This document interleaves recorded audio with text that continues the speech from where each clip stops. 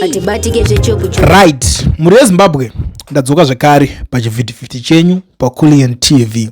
Nyaya dzakawanda dziri kuitika. Zvinhu zvamira vanhu vari kungoputitsirwa nyaya dzepolitics zvikutorohwa zviya. But first thing first guys, tinoti timboonesana because ukaona iwo nyaya dzakutaurwa nemurungu akusvika pakutaura shona achimirira nyaya dzenyu. Ziva kuti a lot is going on. Vanhu vanenge varwadziwa to the extent yekuti kugona shona is not that easy uri murungu. But inzwa zvitaura mufeso. Varanda veZimbabwe mamuka seizvi. Welcome to part 2 of bullshit that happens in Zimbabwe. There was supposed to be elections in 2028, which was his second term finalized, which means according to the constitution, he should step down and a new person is chosen. However, they have manipulated the constitution to state that he has now extended his office to 2030 and he signed it last week. Therefore, elections are null and void in 2028 and we will have possible elections in 2030 unless there are more changes to the constitution. Now, the constitution of Zimbabwe is very clear. If you want to change term limits, two things. Number one, you need a referendum, amongst other processes.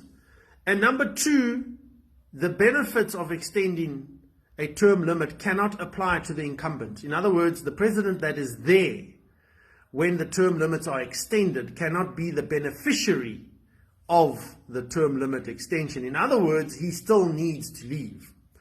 Now, these have been totally ignored, and the president has done this. They have signed it, it's done. Now, imagine breaking the constitution so blatantly and clearly. What makes this situation even funnier is the reason behind them doing it. So him and his Ben 10 stooges have said that they needed to break the constitution, to change it, they call it, we call it breaking, to break the constitution in order for him to continue doing such a wonderful job and needing to see through projects that he has initiated and wants to see them through to completion. Now, if there was such a joke, it would actually be so funny, it would be so sad at the same time. There is no other country possibly on this planet that is badly run or panenge pachipisa munhu anenge arwadziwa, to be very honest. Ukaona iwe munhu akusvika pakuigona shona, unoziva kuti matambudziko ekuti anowanikwa nevanhu vechirungu ona unza akugonekwa neninga. But I'm not here kuti ndinge ndichitaura nyaya idzodzo because tine nyaya patoro tinyatsosvika tese tichionesana nyaya iri panapa. But there is a guy akasungwa recently achinzi anga ari kumhanya neplacard. I think I showed you that video yesterday. Today I'm not going to repeat that because already the guy makumuziva anonzi Bekimpilo Mpezi, who is 41 years, was arrested yesterday. He is now facing charges of inciting an unlawful gathering after he posted a self-recorded video on Facebook mobilizing Zimbabweans to protest against the recently signed constitutional amendment number 3. According to the court documents, Mbezi posted the video on 10 July 2026 in which he was seen holding a placard bearing the message "No to 2030" while encouraging members of the public to participate in a demonstration scheduled for 31 July 2026. Mbezi, who is associated with the NDWG led by opposition political Job Sikhala, was reportedly taken to an unknown location following his arrest. The state alleges that Mbezi failed to notify the relevant regulatory authority of the planned gathering as required under the Maintenance of Peace and Order Act. MOPA police reportedly recovered a Samsung A04e cell phone which they believed was used to upload the video. He is being charged with inciting an unlawful gathering in terms of the section 187 of the Criminal Law Codification and Reform Act, read together with section 7 subsection 1a and 7 subsection 5 of the Maintenance of Peace and Order Act. Mbezi has since appeared before the Bedbridge Magistrate Court and the matter remains before the Magistrate Court. But trip apa esikuperera ipapo kune nyaya iri kupisa izvezvi. nyaya yekunzi Nyokayemabhunu anofanira kuextraditwa. Guys, please, let's talk about this whole issue. I'm asking you guys kutombonyora izvezvo mucomment section, because all these guys, they watch this channel, they watch this news every day, everything. Please toda kuti munyore kuti free Nyokayemabhunu kana muri vanhu vekuti muri serious about munhu abude, because ndo zvimwe zvinhu zvokuti zvinokwanisa kunge zvichibatsira munhu.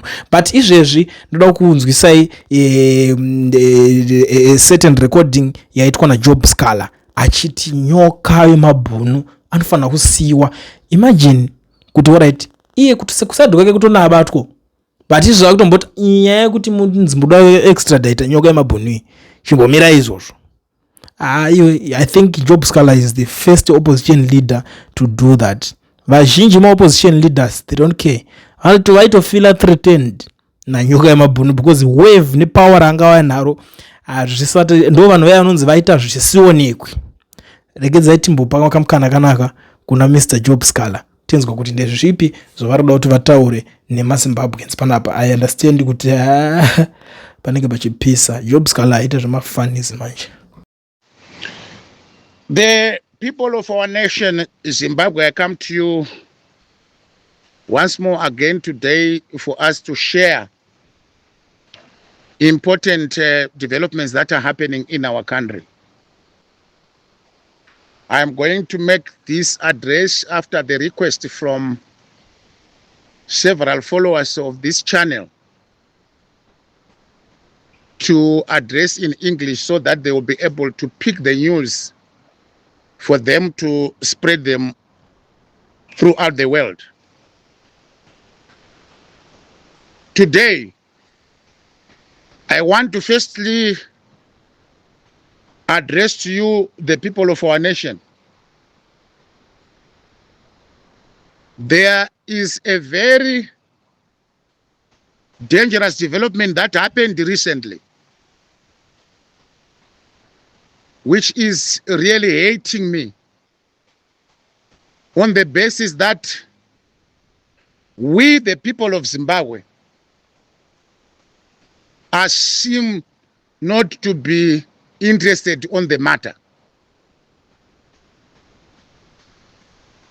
Few days ago, the South African Magistrates Court made a judgment to the effect of the extradition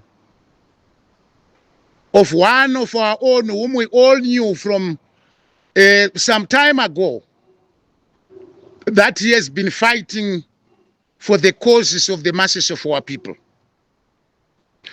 Wellington Masiwa, popularly known as Comrade Nyokayemabhunu, he has been ruled to be extradited back to Zimbabwe.